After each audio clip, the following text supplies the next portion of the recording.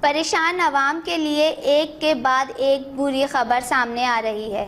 Media report نے بتایا کہ جہاں حکومت نے پیٹرولیم مصنوعات میں اضافہ کر دیا ہے، وہاں دوسری طرف اسٹاک مارکیٹ کھلتے ہی 200 پوائنٹ گر گئی، جبکہ ڈالر ملکی تاریخی ریکارڈ کی سطح پر آ گیا۔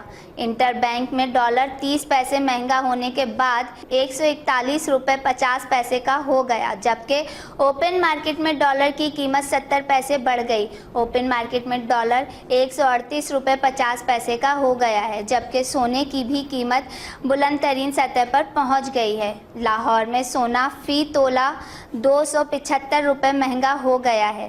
اس کے بعد سونے کی قیمت 71,000 روپے فی تولہ ہو گئی ہے۔ ایک رپورٹ کے مطابق منی ایکسچینج کا کہنا ہے کہ روپے کی قیمت مسلسل گر رہی ہے، جس کی وجہ سے مارکیٹ میں غیر مستحکمی ہو گئی ہے اور لوگ بہت زیادہ ڈالر خرید رہے ہیں، اور مارکیٹ میں ڈالر کم ہو جانے کی وجہ سے مارکیٹ بھی پلس ہو گئی ہے۔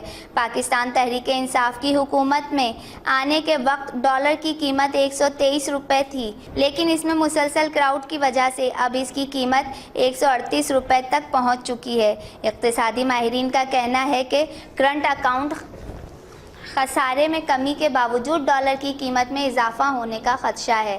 ان کا کہنا ہے کہ ایکسچینج ریٹ اگر مصنوعی طور پر بڑھ رہا ہے تو روپے کی قیمت ایڈجسٹمنٹ کرنی ہوگی۔ ماہرین کے مطابق IMF سے قرضہ ملنے تک روپے کی قیمت میں مزید اضافہ ہوگا۔